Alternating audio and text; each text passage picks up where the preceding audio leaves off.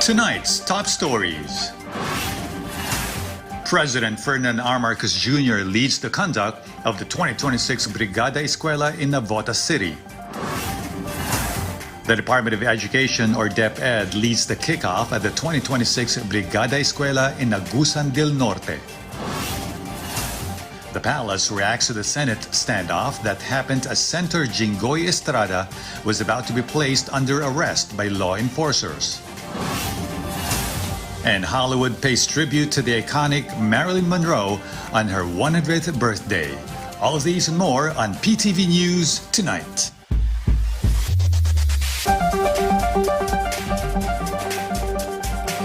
Good evening. Welcome to PTV News Tonight.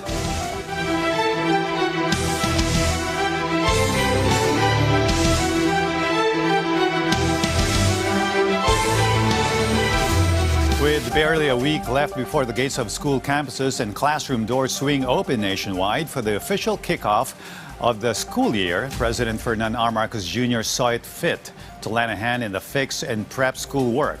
With Labor Department Chief Francis Tolentino and Education Secretary Sunny Angara in tow, the President went to a Navotas public school to roll his sleeves up and join the community work, as our Kenneth Paciente reports.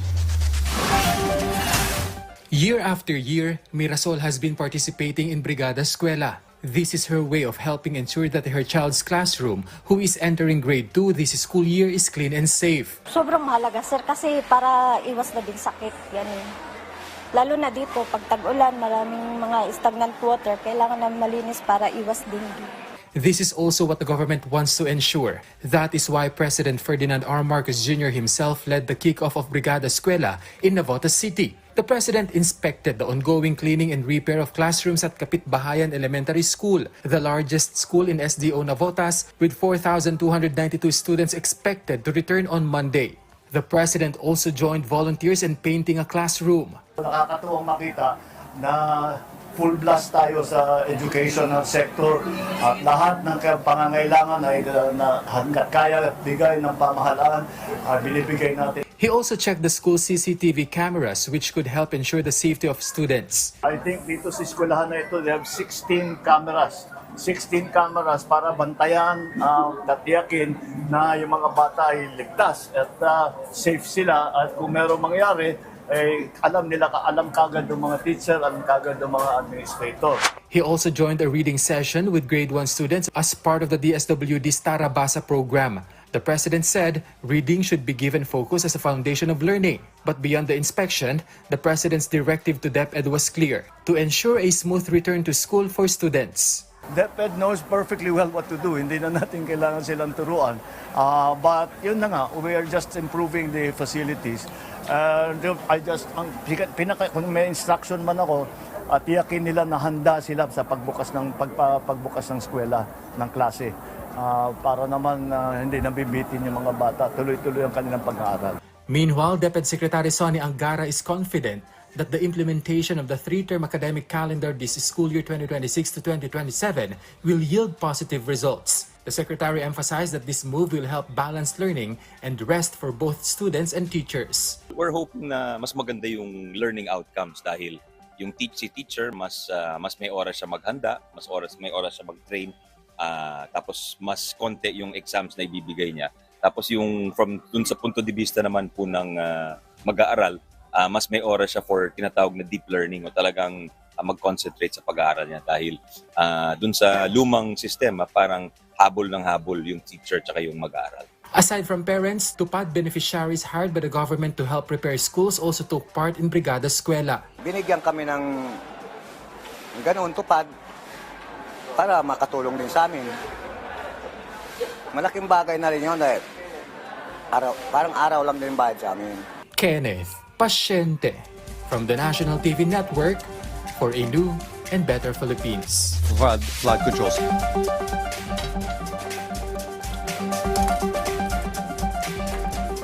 The Brigada Eskwela Fix and Cleanup Project is an annual preschool opening program observed simultaneously and nationwide. Our Vincent Elijah Canlas dwells on ongoing Brigada Eskwela efforts and activities in the Caraga province of Agusan del Norte in this report. The Department of Education or DepEd led the nationwide kickoff of Brigada Eskwela in Agusan del Norte for the opening of classes next week. Education Secretary Sani Angara extended the campaign at Cabadbaran City National High School yesterday to also provide temporary livelihood. Volunteers united for the synchronized nationwide cleaning, minor repairs, and repainting of public schools for school year 2026 to 2027. Secretary Angara explained that the department integrated Brigada Eskwela in the Tupad program to provide livelihood for families in need. In line with this, the Department of Labor and Employment or DOLE allocated 2 billion pesos for short-term cash for work initiatives. According to the department, 240,000 workers, consisting of parents and relatives of the students, will benefit from the temporary livelihood. The program priorities public schools in geographically isolated and disadvantaged areas and places damaged by calamities. Meanwhile, the DepEd also conducted a yakap caravan with the Philippine Health Insurance Corporation or PhilHealth in Cabadbaran City.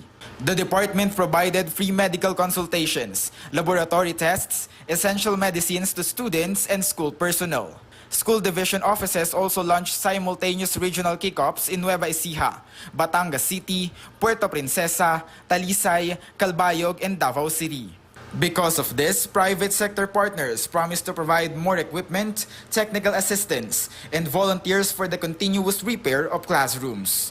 Elijah Canlas from the National TV Network for a new and better Philippines.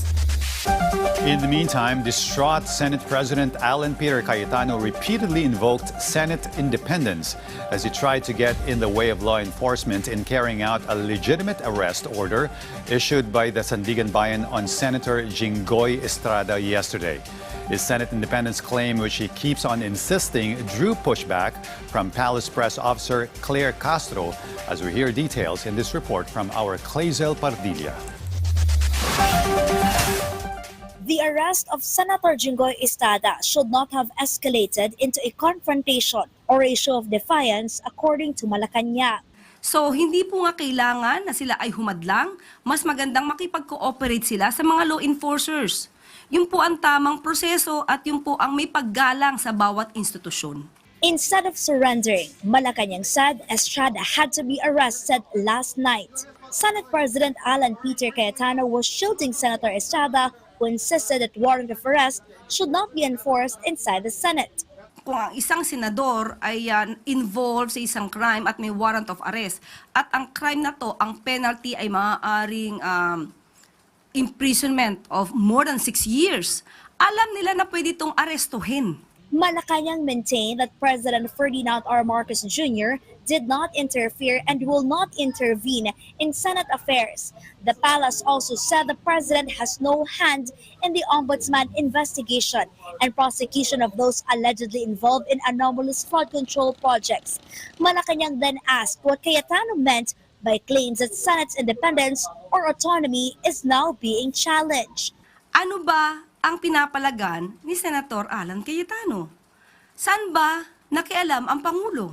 Papaano magkakaroon ng pagtutulungan, kooperasyon, ang bawat sangay ng gobyerno kung merong magmamataas, merong hindi tutupad sa batas, at merong maghahari-harian? Hindi pwedeng ganun. Lahat po dapat patas. If the turmoil in the Senate continues, the palace warned it could have wider consequences. Mahihirapan po talaga. Hindi lang mga Pangulo, kundi ang taong bayan. Apektado ang taong bayan dito. Pati po ang ekonomiya ay maapektuhan sa ingay at gulo sa Senado. Malacanang declined to confirm reports that President Tolam called off a planned visit to the Senate due to the tension surrounding the upper chamber. Clazel Pardilla from the National TV Network for a new and better Philippines. Slammer time as a result of plunder and ill-gotten wealth raps is nothing new to Senator Jinggoy Estrada, who's been there, done that 3 times in as many decades in a row. In 2001, though not convicted, he went to jail for skimming tens of millions off the top from illegal gambling money. Then again in 2014 for over 100 million 80 pesos in kickbacks from the PDAF scam he eventually was acquitted of. For the third consecutive decade, Senator Jinggoy has managed a notorious three-peat distinction on charges of a similar nature, getting kickbacks allegedly in the hundreds of millions in illicit or government money, as our Gab Humilde reports. Senator Jinggoy Estrada is now detained at the Quezon City Jail male dormitory after the Sandigan Bayan 5th Division issued an arrest warrant in connection with the plunder case involving flood control projects worth 573 million pesos. This is not the first time that Estrada was implicated in a corruption case though. In 2001, he was implicated in a plunder case related to the allegations against former President Joseph Estrada. He was allowed to post bail in 2003 and was later acquitted. In 2013, Estrada was implicated in the PDAF or pork barrel scam after a COA report revealed that his pork barrel, along with those of several other senators, was endorsed to fake non-government organizations linked to Janet Lim Napoles. It is estimated that the senator allegedly received 183 million pesos in kickbacks. In 2014, the Office of the Ombudsman filed plunder and 11 counts of graft against him. Also included in the cases filed against him were 1 count of direct bribery and 2 counts of indirect bribery, and he was placed under a 90-day preventive suspension. In 2017, Estrada was allowed to post bail of 1.33 million pesos after the Sandigan Bayan stated that the evidence presented was insufficient to prove the allegation of plunder. In 2024, the Sandigan Bayan 5th Division acquitted Estrada in the plunder case. Although he was previously convicted of 1 count of direct bribery and 2 counts of indirect bribery, the anti-graft court later reversed these convictions. Gab Humilde Villegas from the National TV Network for New and Better Philippines. The arraignments for the graft charges of Senator Jinggoy Estrada and former DPWH Secretary Manuel Bunoan, scheduled today before the Sandigan Bayan 2nd Division, was pushed back. This following an urgent omnibus motion filed by Estrada's camp and health concerns raised regarding Bunoan's blood pressure. Rod Lagusad tells us the full report. The scheduled arraignment or reading of the charges against Senator Jinggoy Estrada and former Secretary Manuel Bunoan did not push through today. This is in connection with the graft case before the Sandigan Bayan 2nd Division. This also followed the need to give the prosecution sufficient time to respond to the omnibus motion filed by Estrada's camp. His legal team earlier filed an urgent omnibus motion ad cautelam. This seeks the dismissal of the cases against him or the suspension of the proceedings and the remand of the cases for investigation or the completion of the preliminary investigation. Today, Estrada's camp will furnish the prosecution copies of the said motion. In the supposedly arraignment, a request was also made that Estrada not to be handcuffed or required to wear a BJMP shirt when attending the hearing. Estrada had earlier said that he wanted to be arraigned but later withdrew that position. In addition, Estrada's camp wants the court to allow him to attend hearings through teleconference. According to Estrada's camp, this would enable Estrada to continue performing his duties as a senator, such as attending committee hearings and plenary sessions. However, the court said this remains an option for the defense to begin with, while Estrada's attendance at his duties as a senator is beyond the court's jurisdiction. Tomorrow, Estrada's camp is expected to file a motion seeking permission for him to attend the hearings of both the 2nd Division and the 5th Division through teleconference. The Sandigan Bayan 5th Division is handling Estrada's other graft case as well as the 9-bailable plunder case. Earlier, the arraignment of Estrada, Bunoan, and officials of DPWH and CR had also been scheduled for Thursday. Meanwhile, according to Bunoan's lawyer, Bunoan could not be arraigned due to his health condition. Bunoan arrived at the Sandigan Bayan in a wheelchair. His blood pressure was checked several times before the start of the scheduled arraignment. According to a doctor from the PNP General Hospital who examined Bunoan, his blood pressure reading was 160/90. The doctor also said they wanted Bunoan to be evaluated by a cardiologist to rule out any cardiovascular-related condition. For the part of Sandigan Bayan's doctor, he found that Bunoan was suffering from reactive hypertension. Bunoan's camp has also filed a motion for hospital arrest. After the scheduled arraignment, Bunoan was returned to the PNP General Hospital while Estrada was taken back to the Quezon City Jail. Rod Lagusad from the National TV Network for a New and Better Philippines. Following various complaints he faced, including the one filed by the NBI earlier today, Cavite 4th District Representative Kiko Barzaga was expelled from the House of Representatives this evening. This comes after 265 lawmakers affirmed to adopt the recommendations of the Committee on Ethics and Privileges, citing the negative impact of his actions on the institution's integrity. We have the full details in this Sheila Natividad report.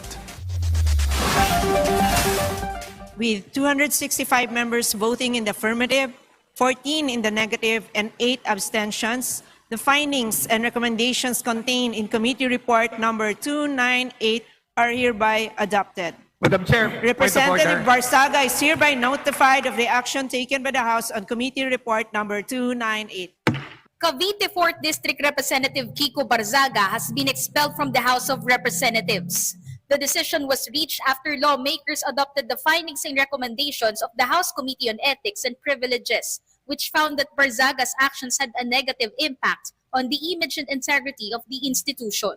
Earlier, National Bureau of Investigation or NBI Director Melvin Matibag filed a formal complaint before the House Committee on Ethics against Barzaga over allegedly misleading social media posts made during the Senate shooting incident. According to the NBI, Barzaga's now deleted Facebook posts alleged that the NBI had assassinated some senators on the night of the shooting incident. You are a congressman, you should behave properly. Alam mo yung batas, if you accuse something dun sa mga tao, there is a proper way and a proper forum to make accusation. Pero yung ganito, to encourage people and to seek the attention of the people para magalit dun sa mga ahensya ng gobyerno, tingin ko hindi naman pagiging balansibuyas yun, kundi yun ay pagproteksyon mo rin sa institusyon na nagpo-promote ng law and order. Complaints filed against Barzaga are not new. Last April, he received an arrest warrant in connection with 8 counts of cyber libel and posted bail, totaling more than 300,000 pesos. The lawmaker was also previously suspended by the House of Representatives for 2 months after facing multiple ethics complaints related to what were described as indecent and incendiary social media posts.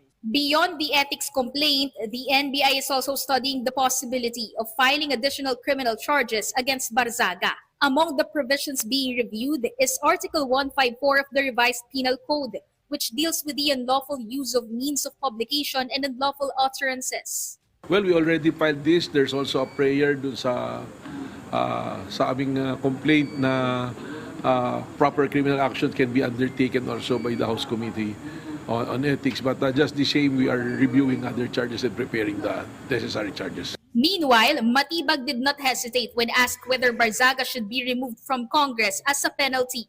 Well, personally, yes. Bakit po, sir? Well, his behavior says so. It's not the proper behavior of the congressman to, habang mayroong ganong kaguluhan, mag-live ka pa at sabihin mo that there's an assassination attempt to some of the senators.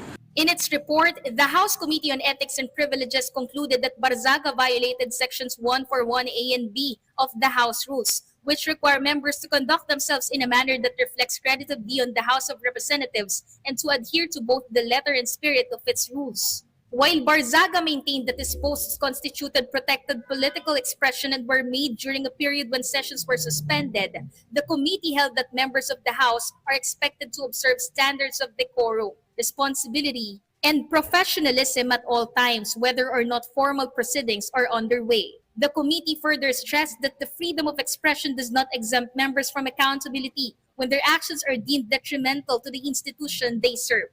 Sheila Natividad from the National TV Network for a New and Better Philippines. With his Senate majority reduced to an even-Steven number with a minority, Senate President Alan Peter Cayetano has been on a streak of enforced errors in trying to keep the entire chamber intact and up to its sworn constitutional task, which was punctuated by yesterday's missteps due to his colleagues' arrest on plunder charges. Hence, he has been politely asked to abdicate his post earlier today by Senate Minority Bloc members, as we hear more from our Bernard Ferrer. Members of the majority bloc once again failed to attend the Senate session. According to Senator Juan Miguel Zubiri, Senate President Alan P. Cayetano informed Senate Secretary Jose Luis Montales that members of the majority bloc would not be attending the session. As a result, the Senate once again failed to convene, similar to what happened on Monday, June 1st. The minority bloc has called for Cayetano's resignation after the Senate failed to hold a session for the second consecutive day. According to minority bloc, Cayetano has demonstrated an inability to effectively perform his duties as a leader of the Senate. Under Rule 14, Section 41, the rules of the Senate President may postpone the holding of the session after consultation with the majority leader and the minority leader. That rule was violated. This is not merely a procedural lapse. It is a direct violation of the rules of the Senate and a serious disrespect for the institution and the Filipino people. Senator Rafi Tulfo also issued a challenge to Cayetano. Hinahabol ko si Alan Peter Cayetano. Kung matapang ka, pumunta ka dito bukas. Otherwise, bukas ka. This is the Senate of the Philippines. So we have to be more professional. Kung hindi ka lang Tulfo at kung hindi lang Tulfo si kapatid mong si Erwin, sinumbong ko lang kayo kay Tulfo The minority bloc likewise urged members of the majority bloc to fulfill their mandate by attending the Senate sessions. Meanwhile, the Senate majority bloc explained its decision not to establish a quorum during the plenary session. According to the majority bloc, the move was intended to protect ongoing Senate investigations, particularly amid changes in the composition of senators within the chamber. The majority bloc said the recent arrest of Senator Jinggoy Estrada and the continued absence of Senator Ronald Bato de la Rosa created an unusual situation that altered the balance of votes in the Senate. While they maintained that the situation was not sufficient to change the Senate leadership, they argued that it could create an opportunity to alter committee leadership through votes cast by senators present during the session. The majority bloc expressed concern over what it described as efforts to gain control of key committees after an early attempt to change the Senate leadership failed. One of the primary concerns is the ongoing investigation into flood control projects, which is considered one of the Senate's most significant hearing at present. The majority bloc explained that its action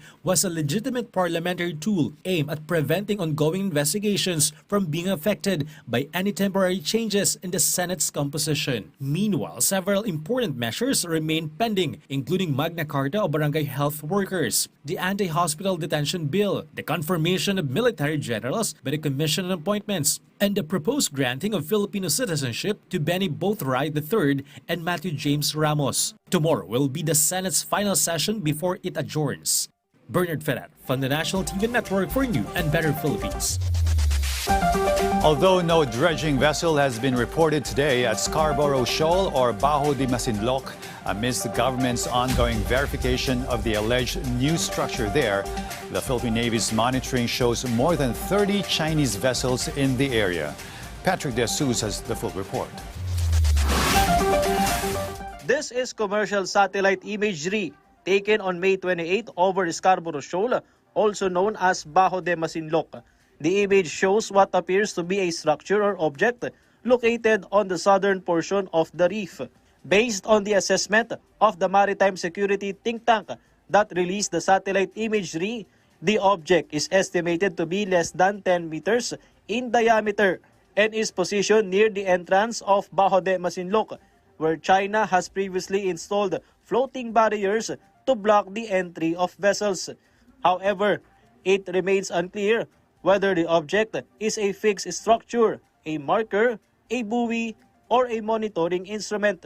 The Armed Forces of the Philippines did not confirm whether this is the same object referred to in the raw information previously mentioned by Defense Secretary Gilberto Teodoro Jr.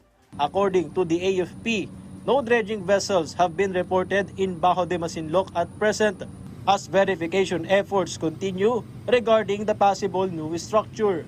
We get a lot of reports on the maritime domain to include even what's happening on land when it comes to defense and security of the country. All these reports are subjected to a stringent validating process.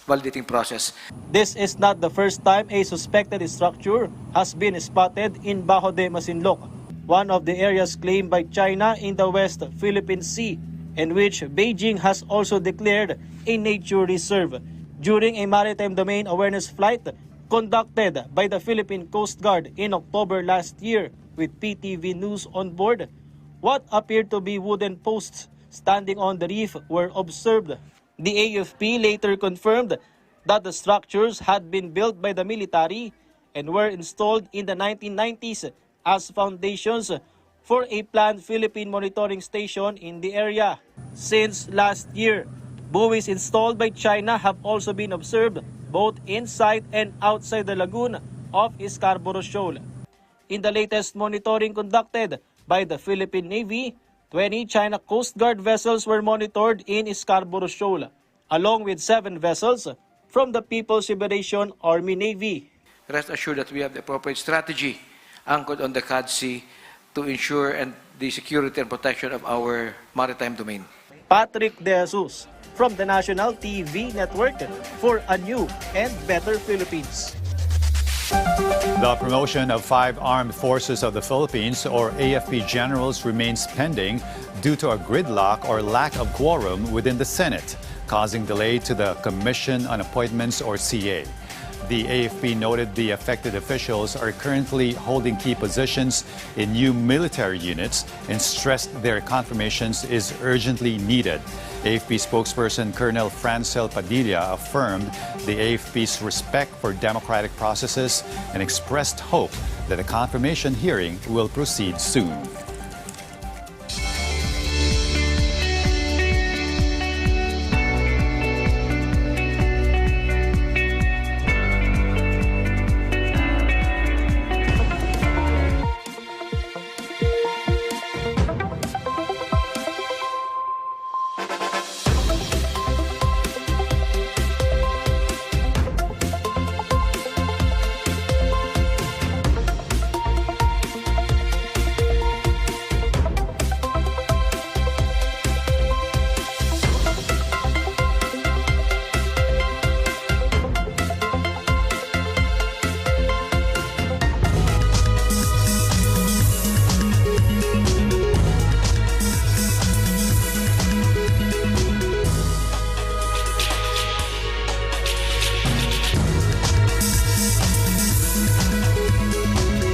Public utility vehicle and jeepney drivers are elated with the rollback in prices of fuel products. What they do wish is for this trend to continue and for the prices to revert to pre-Middle East conflict numbers. James Thompson tells us more in this report. PUV drivers share the same sentiment regarding the price reduction in petroleum products this morning. Rick Perez, who has been driving a passenger jeepney for 2 decades, already feels the continuous drop in the price of diesel. Sa ngayon, yung rollback dito sa ngayon, nakakatulong po sa amin yan. Maganda po yan. Sana, tuloy-tuloy po sana ang pag-rollback natin. Jimmy, a taxi driver, is also hoping for the same thing. Even if the weekly reduction isn't large, if it is continuous, he says it will still lighten the load on his trip somehow. Malaking tulong din yan ngayon. Kasi at least nabawasan kahit pa paano. As for Del, a motorcycle taxi driver with the passengers he carries every day, the savings he will get will be a big help that can be allocated for his child who is in school. Siyempre, kung nakakapagdas ako ng 400 na sa isang araw, malaking bagay din yan. Masisavings mo sa ano, di ba? PUV drivers are hoping for a continuous rollback because of the spike in the price of petroleum products in the past weeks. They are becoming more and more hopeful that oil prices will return to its former price to help with their daily income. Ang hirap namin pag wala kaming pasahero, talo na kami sa gas. Kung magbaba pa ng mga kahit 15 pesos o kaya mga ano lang, kahit 10 pesos lang uli, para 60 plus lang okay sa amin yun. Just a little more and the price of petroleum products will be almost returned to how it used to be. Following a nearly 10 peso drop in the price of diesel per liter, while gasoline has an almost 5 peso price reduction per liter, and kerosene has a slush in price of over 10 pesos per liter. According to Department of Energy Secretary Sharon Garin, this big-time rollback is good news. The agency will also not stop implementing policies regarding the reduction of the lowest and highest oil prices that can be applied to gas stations to ensure that no one is cheating them. We're going closer to the pre-war prices. Pre-war was around 60 pesos. 50 to 60 pesos, and now we're getting closer and closer to this amount. So hopefully with no more surprises in the events that are happening in the Middle East, especially with Iran, Israel, and US, hopefully it goes steady and we go back to the previous prices, or at least not as high as before. In relation to this, the Philippine National Oil Company has assured the supply of liquefied petroleum gas or LPG, as 21,000 metric tons of LPG arrived in Batangas this past May 30. The DOE continues to assure that the country's supply of petroleum product is sufficient. According to them, its inventory will last for more than 40 days.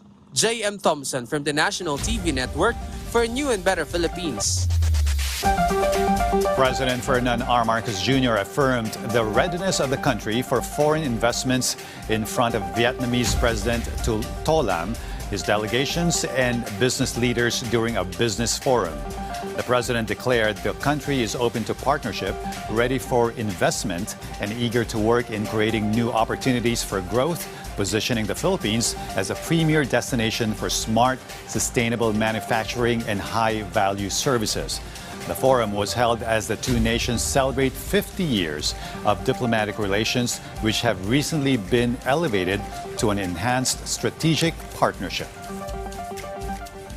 The Philippines seeks to maximize the value of its vast green metal resources and its operating nickel mines to support electrical vehicle production, battery manufacturing, and digital infrastructure supply chains. We are likewise strengthening our shipbuilding industry and defense-related manufacturing capabilities, reinforcing our commitment to maritime security, regional stability, and sustainable industrial growth. The Department of Energy, or DOE, has assured the public that power supply in Luzon and Mindanao will remain stable, while immediate measures are being implemented to address the shortage in the Visayas grid. According to the Energy Department, electricity supply in Luzon remains secure, with more than 2,000 megawatts of reserve power available to support consumer demand. Meanwhile, the Visayas continues to experience a power shortage as energy demand in the region has exceeded the current available supply. As a result, 4 major power plants have experienced outages and temporarily stopped providing electricity, including Therma Visayas in Panay Energy Development Corporation.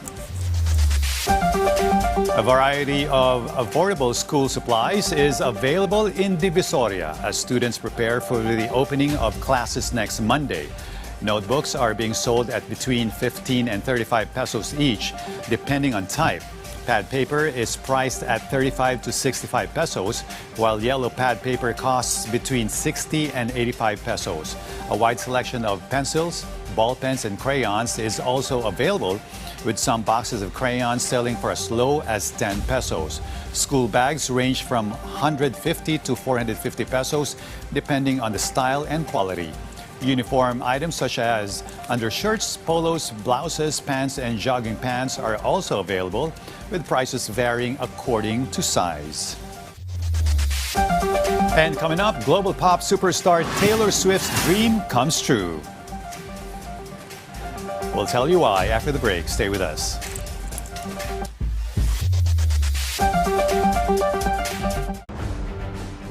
Ang watawat na sagisag ng ating kasarinlan. Pag-ukulan natin ng tamang paggalang at pangangalaga. Bilang pagpupugay, humarap sa watawat sa tuwing kakantahin ang pambansang awit. Isabit ito sa ating mga tahanan, mga pampublikong lugar at tanggapan. Lalo na kapag may mahalagang okasyon sa ating kasaysayan. Asul sa taas o kaya sa kaliwa sa panahon ng kapayapaan. Tratuhin ang pambansang watawat ng may paggalang. Huwag gupitin, apakan, gawing kasangkapan o kasuotan. Huwag ding hayaang lumaylay at sumayad sa lupa. Kapag ito ay naluma, maingat na sunugin, ipunin ang abo, at ibaon sa lupa. Ang bandila ng Pilipinas. Ating mahalin, igalang, at parangalan.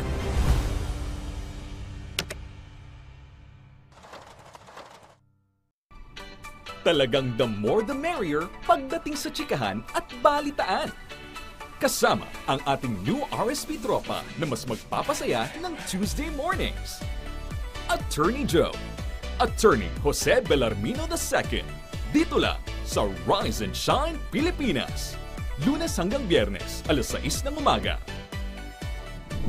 Sa PTV.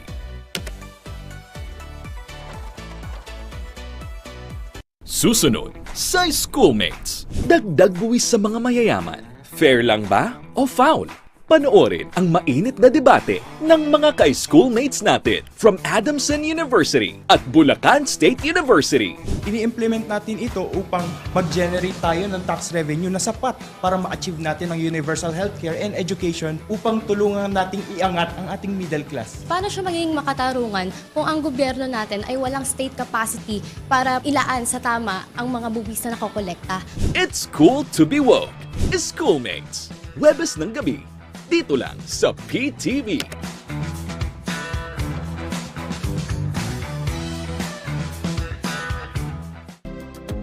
Disaster Watch. Alamin ang mga dapat ilagay sa go bag bilang paghahanda sa sakuna. Maglagay ng tubig na maiinom at mga pagkaing hindi madaling masira. Maglaan ng espasyo para sa first aid kit at survival kit para sa mga hindi inaasahang pangyayari. Huwag kalimutan ang toiletries para mapanatili ang kalinisan ng katawan. Samahan din ng mga damit at beddings na magtatagal ng ilang araw. At para ligtas at may alam, magdala ng mga teknikal na gamit. Sa panahon ng kalamidad, dapat laging listo.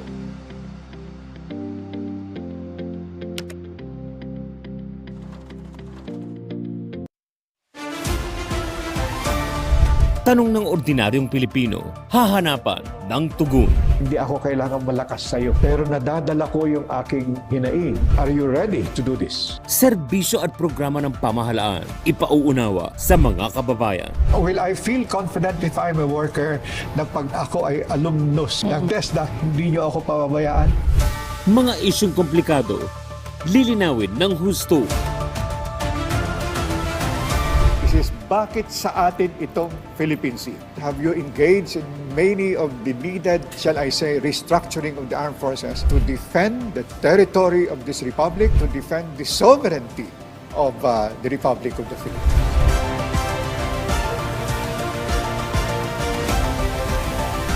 Pag-usapan natin with Oscar Orbos. Dito lang sa inyong People's Television.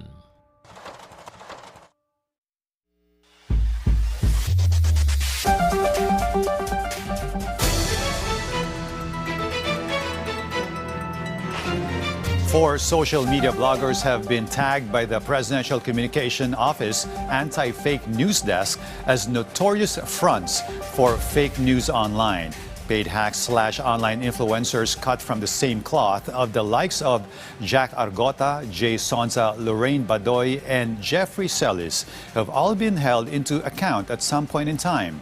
Our Clazel Pardilla on the latest action taken by the PCO against these four society menaces. Malacanang has referred to the Department of Justice for Facebook accounts accused of spreading false claims that the Supreme Court or SC had stopped the possible arrest of Senator Bato de la Rosa. The Presidential Communications Office or PCO has asked the DOJ to review the accounts of Kachismes, Bob Privis, Criza de Mora, and Lenny Kirs or Lini Kirong for possible legal action. The PCO's anti-fake news desk found no truth to posts claiming it was already official that the SC had blocked De La Rosa's arrest or surrender to the International Criminal Court. The PCO clarified the High Court in fact denied De La Rosa's petition for a temporary restraining order. The accounts allegedly used phrases such as "just it," breaking news, and landmark ruling to make the false information appear legitimate. The PCO warned that those who spread fake news should face liability under the revised Penal Code and the Cybercrime Prevention Act. Malacanang also dismissed allegation that President Ferdinand R. Marcos Jr. was behind the warrant of arrest issued against Senator Jinggoy Estrada. Estrada is facing plunder charges in connection with allegedly anomalous flood control projects. Yun po siguro ang nais niyang iparating at ipapaniwala sa mga kababayan natin. Pero yan po ay walang katotohanan. Palace Press Officer Claire Castro said it is not within the President's authority to issue arrest warrants. She stressed the Office of the Ombudsman is leading the case against those linked to the alleged flood control scam and that it is an independent constitutional body. Paano po magkakaroon ng pamumulitika ang ehekutibo kung ito'y dumadaan sa tamang proseso at tamang pag-iimbestiga?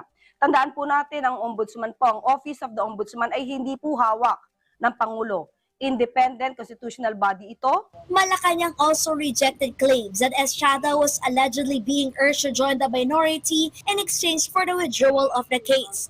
Palace insisted the case is not politically motivated, noting that Estrada's name had already surfaced last year in investigations by Congress and the Independent Commission for Infrastructure into the alleged flood control scam. Wala pa pong binubuo na majority sa pamumuno ni Senator Alan Cayetano ay mayroon na silang mga issues na kinakaharap. So, hindi ba kabaliktaran yung sinasabi, baka sila yung namumulitika at hindi ang ehekutibo. Malacanang fired back at remarks by Representative Paulo Duterte, who appeared to question what tangible achievements of the administration have been felt by Filipinos. Castro then listed several administration initiatives, including the President's anti-corruption drive, the expansion of free public Wi-Fi, the eGov.ph platform, zero balance billing, and major infrastructure projects such as the Metro Manila subway and the revival of commuter rail lines that she said had been left idle for a decade under the previous administrations. So, bakit kailangan pang hintayin ang SONA? Samantalang kung manunod lamang siya ng press briefing, makikita niya na po kung ano ang ginagawa ng Pangulo. The palace had a piece of advice for Duterte. Lumalabas po kasi na hindi siya updated, hindi nagbabasa, hindi nanonood ng news. Nakakaawa naman.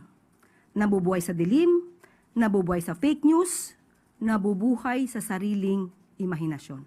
Kalezal Pardilia from the National TV Network for a new and better Philippines. Days after Senator Amy Marcos' claims of an alleged no-election scenario, the Commission on Elections, or COMELEC, stressed it will proceed with its preparations for the 2028 national and local elections, citing the agency should not be diverted by political issues. Our RR Tubise has more in this report. The Commission on Elections preparations for the 2028 national and local elections are continuing. This was stressed by COMELEC Chair George Erwin Garcia amid talks about a possible no-election scenario in 2028. According to Garcia, as early as now, the Commission is already laying down the draft terms of reference for the machines that will be used in the next elections to ensure transparency and gather suggestions from stakeholders. Yung po talaga pong ito ay amin pong nagsusumigaw na announcement sa buong mundo sa ating mga kababayan. Tuloy na tuloy po ang halalan sa 2028. Hindi po magpapakahirap ng ganito ang COMELEC. Hindi po namin para ipatawag at ipanghingi ng oras at panahon mula sa ating mga stakeholders kung wala pong pinaplano tayong eleksyon. Garcia also emphasized that COMELEC's attention should not be diverted by political issues such as charter change. Meanwhile, the Commission clarified that Senator Jinggoy Estrada or anyone facing a complaint may still run for office as long as there is no final judgment against them. Hanggat ang isang tao ay hindi convicted by final judgment involving a crime or isa pang crime na may moral turpitude or a crime punishable by more than 1 year, ay makakatakbo. Garcia added that even if an accused person has already been convicted, they may still run while their appeal is pending. RR Tubise from the National TV Network for a new and better Philippines. Round the clock, search operations are being conducted by various units of the Philippine National Police, or PNP, to locate Senator Ronald Bato de la Rosa. According to PNP Chief Police General Jose Milencio Nartatis Jr., the PNP is taking seriously all leads regarding the possible whereabouts of De La Rosa. He emphasized that every police station has a subpoena server or warrant server tasked with implementing court orders. From the provincial level up to the national headquarters, including the PNP's national support units, teams are in place and ready to serve warrants of arrest. Because of this existing structure, the PNP said there's no need to create a separate tracking team specifically for the arrest of the fugitive senator. The death toll from the collapse of a building under construction in Barangay Balibago, Angeles City has risen to 20. The increase comes after rescuers from the Bureau of Fire Protection, or BFP, recovered 5 more bodies during today's operations. Based on the initial list, authorities said there are no longer any identified missing victims, with 27 people having been rescued out of the 40 individuals affected by the tragedy. However, officials have not yet confirmed whether these are the only remaining victims on Ground Zero. For this reason, the Unified Command continues to intensify its search, rescue, and clearing operations at the site.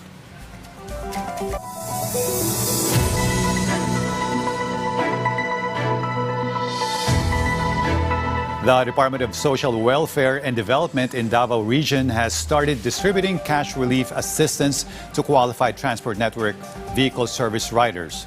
Early beneficiaries received their aid at the Agdao Public Market, helping offset rising fuel costs. The payout began on May 29 and will continue until June 6, covering more than 2,000 drivers from 35 companies across the region. The DSWD urges those who have not yet received their assistance to follow their scheduled payout dates to claim their support. More than 800 Transport Network Vehicle Service, or TNVS, drivers in the Bicol region have yet to receive their financial assistance from the Department of Social Welfare and Development. Beneficiaries, including Legazpi City driver Arjet, said the 5,000 pesos cash aid helps cover income loss due to rising fuel prices. The assistance is part of the government support program for the transportation sector affected by increasing petroleum costs. Meanwhile, the fuel subsidy project for qualified public utility vehicle drivers in the region is also underway.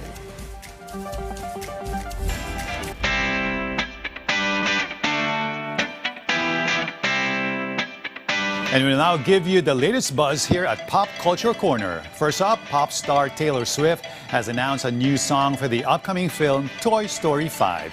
Titled I Knew It, I Knew You, the song will be released on June 5. The movie, featuring Woody, Buzz Lightyear, and the Toy Gang, hits theaters worldwide on June 17. Fans had speculated about Swift's involvement after mysterious billboards and a countdown appeared online. Hollywood celebrated what would have been Marilyn Monroe's 100th birthday on Monday. Fans gathered at the Chinese Theater to sing happy birthday and leave roses and a cake in her honor. The Academy Museum opened a special exhibit, Marilyn Monroe, Hollywood Icon, showcasing her films and rare memorabilia. Later this week, nearly 200 items from her life and career will go up for auction in a special centennial sale. Rising K-pop girl group Hearts to Hearts is making a comeback this June. Their second EP, Lemon Tang, will be released on June 22nd and features 6 tracks, including their viral hit, Rude. The group, composed of 8 members, debuted in 2025 and has won multiple Rookie Awards. SM Entertainment describes the new EP as capturing the group's bright, free-spirited energy.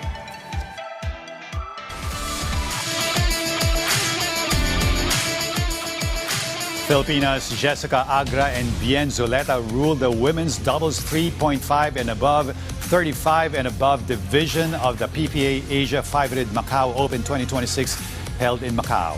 The Filipino duo captured the gold medal in their first ever tournament together as partners. Agra, a former #1 padel player in Asia, joined forces with Zuleta, who is currently the Philippines topper, to deliver an impressive championship run. Meanwhile, the tandem of Pui Kan Ma and Ki Yi Choi or Chao settled for the silver medal in the same category. Ivy Wong and Shu Han Liang competed the podium after securing the bronze medal. The victory marks another international achievement for Philippine racket sports on the regional stage. The Philippine National Volleyball Federation, or PNVF, and the Philippine Olympic Committee, or POC, have confirmed that both the Alas Pilipinas men's and women's teams qualified for the 2026 Asian Games in Japan. According to POC President Abraham Bambol Tolentino, qualifying for this year's Asian Games in Japan is a major step forward for the country's volleyball program. In the latest FIVB rankings, the Alas Pilipinas women's team is ranked 10th in Asia, earning its place in the prestigious multi-sport event. The Alas men's team also secured qualification after reaching 15th in the continental rankings. The Philippine men's team joins Asian powerhouses such as Japan, Iran, Pakistan, South Korea, China, Indonesia, Thailand, Qatar, Bahrain, Chinese Taipei, India, Vietnam, Kyrgyzstan, Kazakhstan, and Hong Kong in the tournament field. Meanwhile, the Philippine women's team will compete against some of Asia's top volleyball nations, including Japan, Kazakhstan, Iran, China, Chinese Taipei, Thailand, Vietnam, Qatar, South Korea, Kyrgyzstan, India, Indonesia, Hong Kong, Mongolia, and North Korea. A total of 16 teams, each in the men's and women's divisions, are set to compete in the Asian Games volleyball tournament, which will take place from September 27 to October 3 in Japan.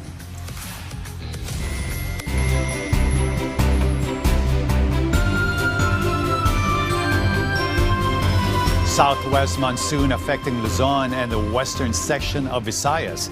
Metro Manila, Pangasinan, Zambales, Bataan, Tarlac, Pampanga, Bulacan, Cavite, Batangas, Occidental Mindoro, and Palawan may experience occasional rains. Western Visayas and the rest of Luzon may expect cloudy skies with scattered rains and thunderstorms, while the rest of the country may encounter partly cloudy to cloudy skies with isolated rain showers or thunderstorms.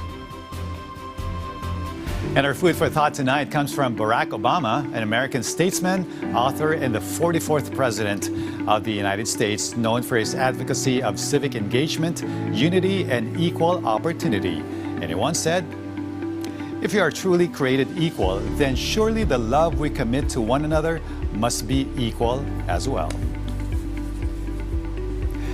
And so goes PTV News Tonight's roundup of tomorrow's headline stories. I'm Jay Esteban. Join us again tomorrow on PTV News Tonight.